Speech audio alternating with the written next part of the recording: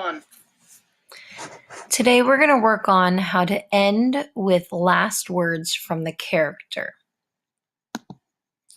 So it's time for me to figure out how I want my story to end. Endings are important because, well, they're the last thing that we leave our reader with. The last thing we leave our reader with can't be off topic. And I want to make sure I'm thinking about what's most important about the story I've chosen to write. So, for example, if my story is about riding a roller coaster for the first time, I'm not going to end with the car ride. No way, that wouldn't make sense to do. So let's go ahead and let's take a look at my sample writing that I have for us here. So my writing goes a little something like this. Clink, clink, clink. The roller coaster cart went as it cranked up the hill. I was both nervous and excited all at the same time. Whoosh, down we went. My arms went up with excitement as I felt the cool wind hit my face. Now, I want to end with words from the character. That means I want to use dialogue. I'm going to be using quotation marks on mine.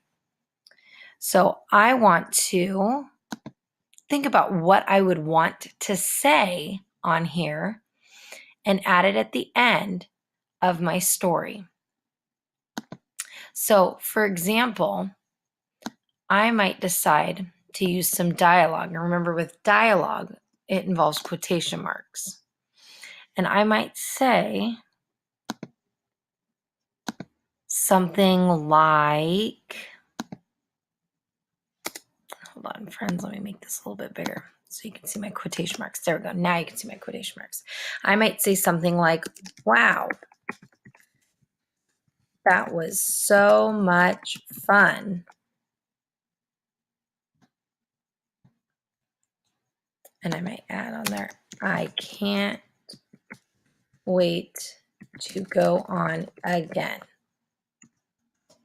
And then I would end like that. So now my story reads like this. Clank, clank, clank. The roller coaster cart went as it cranked up the hill. I was both nervous and excited all at the same time. Whoosh, down we went. My arms went up with excitement as I felt the cool wind hit my face. Wow, that was so much fun. I can't wait to go on again. And I went ahead and I ended with the last words of my character. So, what can dialogue do? Why do we use it? Well, dialogue, using the quotations, it helps make the story seem real. It also teaches your reader all about your characters. It can show how characters get along. It even helps your story to unfold. It can show the mood of the story. It can add drama or conflict. It can even help show time or setting. And it can do so much more than just that. Let's go ahead and we're going to watch a video real quick. This is a read aloud of a story called Duck Soup. In this story, they use the example of ending with the last words from the character. So they end their story using quotations from the character. Go ahead and listen to this read aloud. Welcome to Nana Storytime. We are going to read Duck Soup by Jackie Urbanovic. This was it. A little pepper, some salt, a little parsley and potato. Soup! This would be Max's masterpiece. Ooh la la, this is going to be grand. Max had made lots of soups before. Fish soup with curry and pickled lemon, red hot chili soup, squash gumbo, Cracker Barrel cheese and marshmallow soup, and way too many bean soup. He had cooked them all, but every recipe had been created by another chef, not Max. Now he was making his own soup, the soup that he, Maxwell Duck, would be remembered for inventing. Slurp, slurp, sip. It smells perfect, but the taste is not quite right. Max thought it over. A pinch of this, a pinch of that. Broccoli, zucchini, chives. That's it! It needs only an herb from the garden. Just wait, my delicate broth. Max will be back to make you perfecto in uno momento. Smack! The front door slammed shut as Brody, Dakota, and Bibi walked in. That must be them. Sniff, sniff. Ooh, what smells so good? Asked Brody. Max must be cooking again. I hope it's better than last time, said Dakota. Hey, Max! Maxie! Where are you? Called Brody. We're about to eat your soup, added Dakota. So, what's wrong? Asked Brody. Taste it already, Dakota. Dakota gasped. I think I know where Max went. Uh-oh, they see a feather in the soup. I told him he should never cook alone. Do you think he fell in? I'm sure he did. Call for help, cried Bibi. Help! There's no time, said Dakota. Max! Grab the spoon, yelled Dakota. That won't work, said Bibi. He can't hear you. I know, the strainer. Strainer? The big bowl with the little holes. Grab it!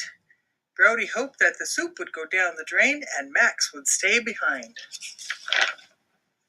Oh, it's his head, said Bibi. Silly. It's only a potato, Brody replied.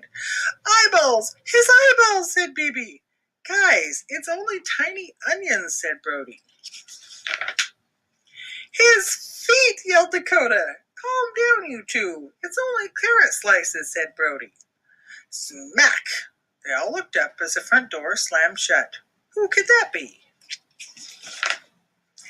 My soup! Max! Max! Max! That night, Max was very quiet over dinner. Oh, he looks quite sad, see? Cheer up, Max. You're still a great chef, said Irene. And you'll cook your perfect soup someday soon, she added. And it'll be great, said Brody. Really great, said Bibi. We know you're disappointed, said Irene, but at least you're not duck soup. And they all agreed, even Max.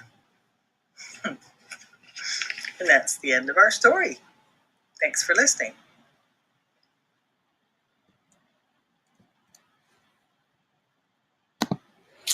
All right. So in the story Duck Soup, they go ahead and they end the story with this quote. They say, "We know you're disappointed," said Irene, "but at least you're not duck soup." And they all agreed, even Max. So in this story, they ended with the last words from the character. They used quotations. So now you try. I want you to get out your writing that you've been working on, and I want you to get ready to write your ending. What I want you to do is you are going to come up with something that your character is going to say. What is your character's last words going to be? You're going to end your story with a quote, using quotations and dialogue to talk like your character for the last time, and that is where your story is going to stop. Of course, what I'd like for you to do once you have done your dialogue, I want you to take a picture of it and post it onto Seesaw so I can see all your hard work that you did. I only want a picture of that last page with your ending. I only want to see those last words from your character, that dialogue from them. So don't worry about taking a picture of your front page or any of your other pages. I just want the end. You do not need to record yourself either, as long as you take a picture of it and I see your dialogue that ends your story and wraps it up, and you post it like that, then you are good to go. Once you have finished posting onto Seesaw, then you may finish touching up your writing or start a new piece when you're all done.